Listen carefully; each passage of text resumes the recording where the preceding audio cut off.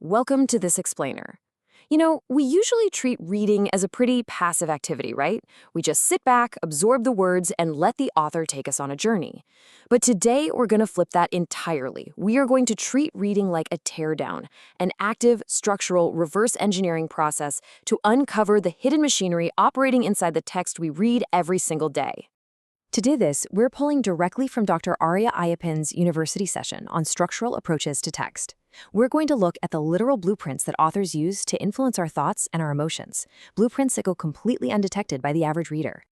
Here's our agenda for today's explainer. We're going to cover the rules of genre, the grammar of structure, the rhetorical triad, what happens when texts break the rules, and finally, mapping that hidden textual architecture. This is essentially a complete toolkit to transform how you analyze everything, from a poem to a dense corporate report. All right, let's dive right into Section 1, the rules of genre. Think of genre as the zoning laws of literature. Before you even read the very first sentence, a massive amount of communication has already happened. The packaging around the text, the titles, the layout, instantly primes your expectations. If you open up a manifesto, you are immediately met with commanding language and calls to action, right? It assigns you a very specific interpretive role. That is totally different from opening a detective novel, which drops you straight into a crime scene wrapped in suspense. The genre cues are actually aligning you with the text intentions before the real argument even begins. Gabrielle Griffin hits the nail on the head here when she points out that reading is absolutely never neutral. Genres actually operate as social agreements that dictate whose voices get authority. For example, think about how the passive voice in a policy document can cleverly mask who is actually responsible. It gives off this vibe of neutrality while fiercely maintaining institutional power. The genre itself is subtly controlling the narrative.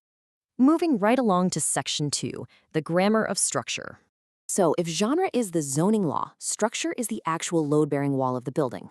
And what's fascinating here is that structural choices aren't just decorative fluff, they have genuine ideological force. Things like narrative arcs, stanza breaks in a poem, or the bulleted layouts in an executive report. They quietly instruct us on what to skim over and what to really focus on. They're guiding our perception before we even consciously process the content. Sometimes the internal architecture of a text uses these really steady, rhythmic sentence patterns just to lull us into a sense of calm reassurance. It makes us feel like the author's conclusion is simply steady, calm, and totally inevitable. But other times, text will deploy fragmentation, ellipses, or sudden structural ruptures to intentionally jolt us right out of our complacency. When a text suddenly shifts its tone or breaks its own pattern, it's not a mistake. It is a highly calculated architectural strategy to signal narrative instability or maybe invite discomfort or just force you to question what you just read. Let's look at Section 3, the rhetorical triad. If structure is the framing, this is the interior design of persuasion. Texts rarely just drop evidence in your lap. Instead, they use Aristotle's rhetorical triad to win you over. First, they use ethos to establish credibility and get you to trust the speaker. Then, pathos orchestrates emotion through vivid imagery to stir your feelings. And finally, logos provides the logical backbone, the hard data to secure your absolute agreement. To really put this into perspective, think about how different texts balance these three appeals. A charity advertisement is going to rely heavily on pathos through heart-wrenching imagery, right? It might use just a tiny bit of logos with a single statistic. A policy report flips that entirely. It's heavy on logos via data tables, massive on ethos through institutional branding, and very light on pathos.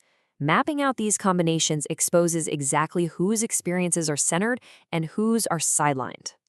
Which brings us to Section 4, breaking the rules. So what happens when the architect just completely ignores the blueprint?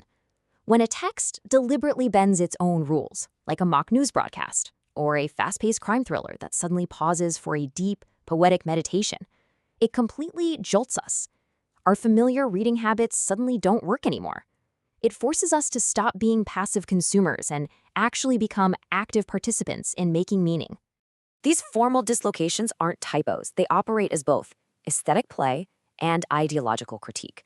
By breaking the rules, a text exposes the silent labor of traditional genres and opens up vital spaces for marginalized perspectives that standard, predictable formulas would usually just overlook entirely.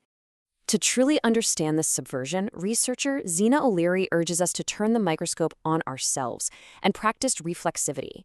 When a text breaks the rules, take a second to note your own emotional reactions to that disruption. Were you anxious, skeptical, confused? That reaction is a goldmine. It reveals exactly how deeply genre norms have programmed your own reading habits. Finally, let's wrap things up with Section 5, Mapping Hidden Textual Architecture. We're going to move from theory to practice and learn how to actually draw our own analytical blueprint. Using John Creswell's procedural guidelines, we can take all these abstract concepts, genre, structure, ethos, pathos, logos, and literally map them onto a physical document. We are turning invisible strategies into visible, hard data. Here is the absolute crucial takeaway workflow. Follow these 5 steps to reverse engineer any text. First, note the context. Second, gently divide the text into narrative phases.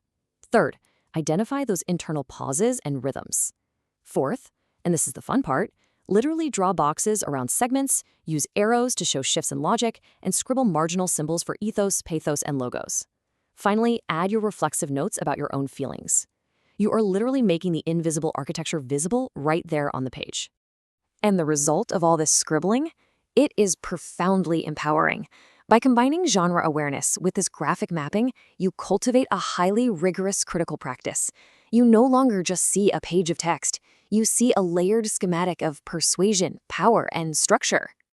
Which leaves us with a pretty fascinating question to ponder. Now that you have the tools to see the hidden blueprint, how are you going to approach your reading tomorrow? The very next time you open an article or a novel or a corporate report, are you going to be a passive reader letting the architect guide you? Or will you see the hidden machinery working behind the scenes?